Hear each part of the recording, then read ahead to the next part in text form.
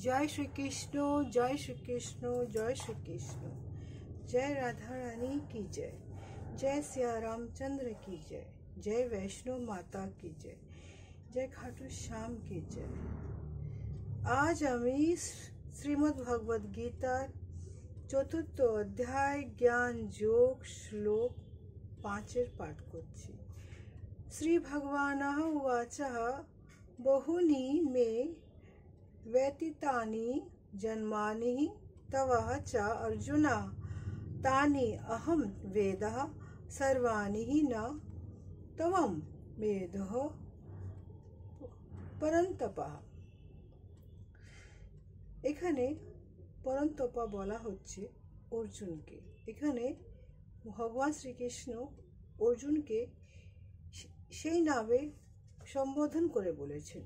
ভগবান বলছেন, আমার ও তোমার বহু জন্ম অতীত হয়েছে, আমি সেই সমস্ত জন্মের কথা মনে করতে পারি, কিন্তু তুমি পারো না। এখানে ভগবান এটা বলতে চেয়েছে, অর্জুন, আমি যেহেতু সৃষ্টিকর্তা ভগবান, আমার সব মনে আছে, কিন্তু তোমার সেটা মনে নেই।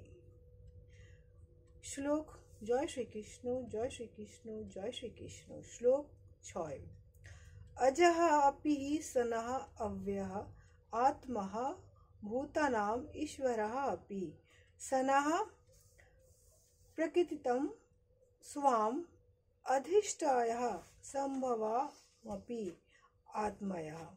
অনুবাদ, যদিও আমি, এখানে ঠাকুর বলছেন, যদিও আমি জন্মরহিত এবং আমার চিন্ময় দেহ অক্ষয় এবং যদিও আমি সর্বভূতের ঈশ্বর, তবুও আমার অন্তরং শক্তিকে আশ্রয় করে আমি আমার আদি চিন্ময় রূপে যুগে যুগে অবতীর্ণ হই।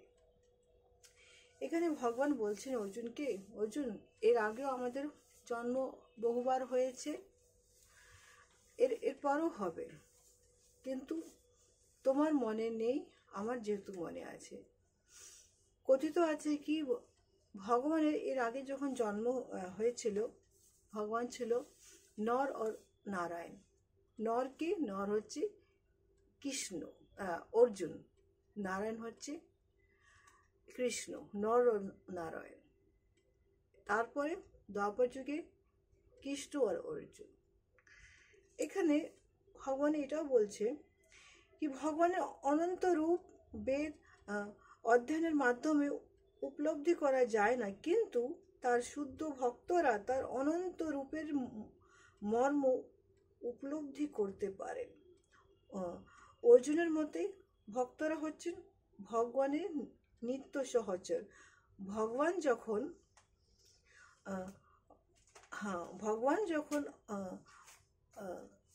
অবতরণ করেন, তখন তার অন্তরঙ্গ ভক্তরাও তাদের যোগ্যতা অনুযায়ী তার সেবা করার জন্য অবতীর্ণ হন। যেমন অর্জুন হয়েছে। তার আগে অর্জুন নারায়ণ রূপে, নররূপে ছিল। আচ্ছা, অর্জুন হচ্ছেন সেই রকমেরই একজন ভক্ত। এখানে বোঝা যায় কি, লক্ষ লক্ষ বছর আগে ভগবান যখন সূর্যদেব বিশ্ববানকে ভগবত গীতা শোনান, তখন অর্জুন অন্যান্য কোনো রূপে সেখানে উপস্থিত ছিল, কিন্তু ভগবানের সেই সঙ্গে অর্জুনের পার্থক্য হচ্ছে কি, ভগবান তা কিছুই ভোলেনি আর অর্জুন সব ভুলে গিয়েছে।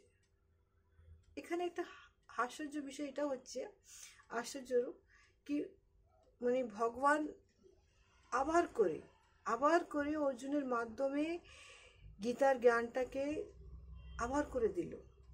কেন দিল? প্রশ্ন উঠছে, কেন দিল? এই জন্য দিল কি, সেই যুগে ভগবান জানতো কি সবাই ভুলতে বসেছে গীতার সেই জ্ঞানটা, কি ভগবান বুঝতে পারছে কি সবাই ভুলতে বসেছে।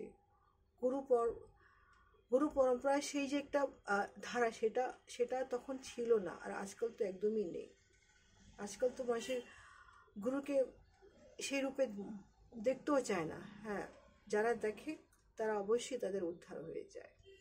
এখানে আমাদের গুরু হচ্ছে শ্রীকৃষ্ণ। শ্রীকৃষ্ণ পরম গুরু। এখানে এখানে আবার বলছে, ভগবানের মায়া দ্বারা প্রভাবিত হয়ে কখনই আমরা আত্মবিস্মিত হই না। জীব কখনই ভগবান হতে পারে না। এমনকি অর্জুনের মতন মুক্ত জীবও সকল বিষয়ে ভগবানের সমকক্ষ হতে পারে না। অর্জুন যদিও ভগবানের শুদ্ধ ভক্ত, তবুও তিনি মাঝে মাঝে ভগবানের বিস্মিত হয়ে যায়। আবার ভগবানের দিব্য কৃপা রূপে সে ফল ভক্ত মুহূর্তের মধ্যে ভগবানের স্বরূপ উপলব্ধি করার সমর্থ হন। ভগবান যখন তাকে নিজের সেই যে আদি রূপ যখন দেখাচ্ছিলেন, সেই কুরুক্ষেত্রে সেই মাটিতে ভগবান সেন বুঝাচ্ছেন যে ভগবান আমি না খুব ভয় পাচ্ছি তোমার সেই বিশাল রূপটা দেখে। তখন ভগবান তাকে দিব্য চোখ দেওয়ার পরে তাকে তখন তার মনের শ্রাবণ সেই সাহসটাও দিয়েছিল, যাতে সে ভয় না পায়, দেখতে পারে। জয় শ্রীকৃষ্ণ, জয় শ্রীকৃষ্ণ, জয় শ্রীকৃষ্ণ। এই গীতার জ্ঞান আমাদের সকলের মানুষের জন্য, যাতে আমরা কৃষ্ণরূপী গুরু, সবচেয়ে বড় গুরু হচ্ছে কৃষ্ণ, ওর থেকে বড় গুরু কেউ নেই। আর গুরুর জ্ঞান হচ্ছে গীতা জ্ঞান। জয় শ্রীকৃষ্ণ।